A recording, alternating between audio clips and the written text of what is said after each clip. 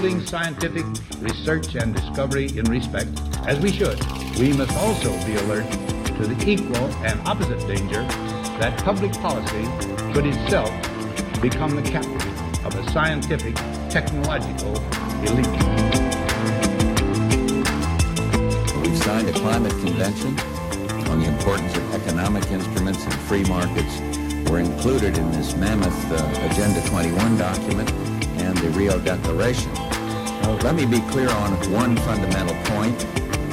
The United States fully intends to be the world's preeminent leader in protecting the global environment. Coming up, Technocracy News. Welcome to Technocracy News. I'm Patrick Wood, editor of Technocracy News and Trends, and today is March 14, 2019, and welcome you to the broadcast today. We have three great stories posted on technocracy.news today. If you have time to read them in full, it would be great, but if you don't, I'm going to give you a little synopsis of what's in the news today, what seems to be important. I would remind you that over the last 3 years of operating Technocracy News and Trends, that we've accumulated over 3,000 articles relating to technocracy. And you say, why is that important? Well, it's important because there is no other body of research on the planet that is as comprehensive as you will find on technocracy.news. And there is a great search engine available for you on my website. The search bar is right at the top right side of the screen.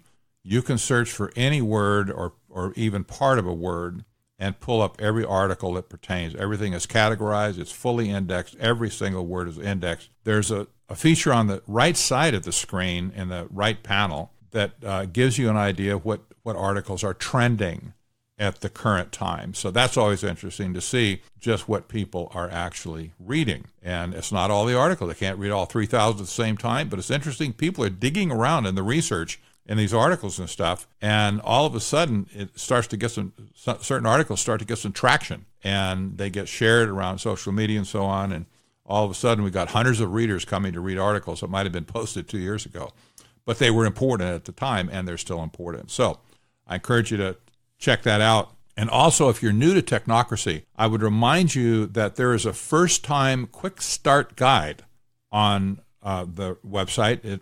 There's a button you can click, an image on the right side of the screen, again, the homepage, just called Quick Start Guide. And you'll get a number of talking points, links to other articles, some videos that will kind of help you summarize in a short period of time what Technocracy is all about and why we should be concerned about it today. And I would also encourage you to pick up a copy of either one of my books, Technocracy Rising or Technocracy, The Hard Road to World Order. This is the most important societal meme that we've ever had in the last 100 years. And it's something that we need to pay attention to for sure. And if possible, do something about it, to block it, to scuttle it, to throw a monkey wrench into the machine. I'm not sure what. One of the things we're going to talk about today is genetic modification. This has been a concern to a lot of people. We not only have genetic modification of food, grains, and cotton and vegetables now, tomatoes and strawberries. I mean, everything seems to be getting into the GMO mode where scientists are tweaking the genome to get some other feature, introduced into the plant or the whatever it is, animal. Well, there's been an uproar recently, and especially from China, where a genetic researcher has modified the DNA of a baby, or actually multiple babies that have been born now. And these changes to the genome supposedly said it was supposed to be to ward off HIV virus, but you have to look at it and say, what is he doing here? What's the point? Well, these genetic edits that were done to these babies will pass on to their children. If they grow up and have children, whatever was done to them, that part of their genome will actually be inherited to the next generation. Some scientists and a lot of people have already picked up on this and said, wait a minute, you're talking about changing humanity here, changing the very basic elements of DNA. This is not right. There's something wrong with this. Well, article number 1 today on Technocracy.news is CRISPR scientists call for global moratorium on heritable gene editing. This is good news that some scientists are bucking the trend now, standing up and saying, we need to put a moratorium on this and figure out what the heck are we doing here? You know, how is this going to impact not only the current generation, but future generations of humans as well? Now, the reality of it is that the cat is out of the box, so to speak. You know, Pandora's box has been opened. And it's not likely that it's going to, a warning like this is going to stop rogue scientists from making genetic edits anyway. But this is a start.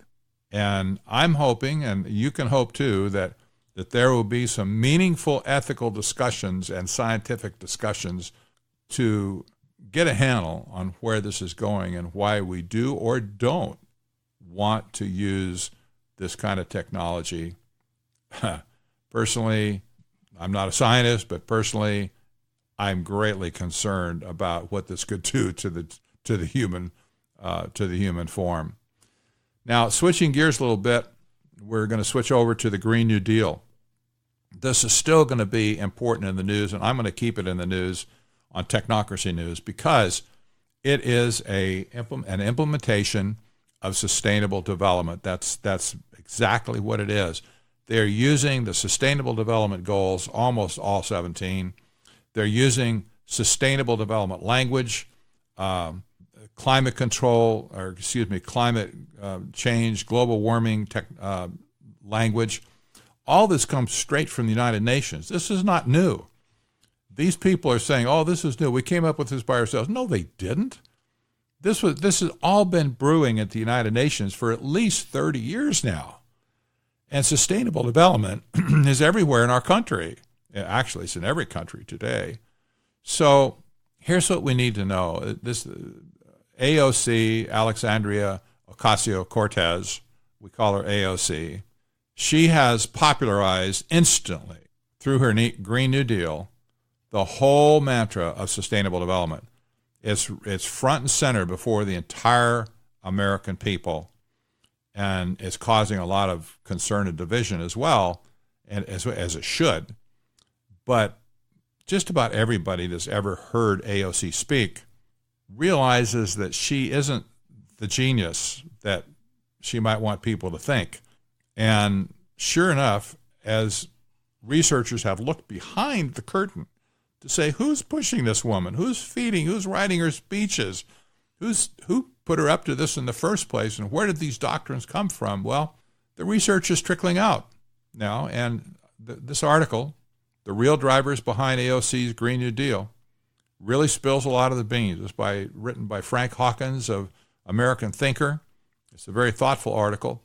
It goes in a lot of detail on Saikat Chakrabarti, who he calls he is the Rasputin of the 14th Congressional District and arguably the real brains behind the bright, new, shiny Democrat bauble of Congress, now famously branded by the media as AOC. AOC and the Green New Deal are a movement. They've become a movement very quickly. And so read this article. You get all the research on it. There's other people involved as well. It's not just only Saikat Chakrabarti. There's a couple of good videos that are in this article. This is something you really need to pay attention to. Once you see it, you won't forget it, and you won't have to keep doing this as time goes on. But get the grounding on who AOC is and where this Green New Deal came from. It's very important. Now, another story is related to this very closely. You might have noticed, heard in the news or seen that there's going to be a nationwide school strike by students to support the Green New Deal and climate change mitigation. And these students, this is a global movement, not just here in the United States. It started out in Europe, but in the United States. In particular, there's going to be a nationwide strike of students, and probably it's going to be more than one Friday. My guess is as time goes on, they're going to keep doing this to build momentum. But the idea is to get young people behind, because there'll be voters, remember, in another couple, 3 years, to get young people behind the whole AOC phenomena and Green New Deal phenomena.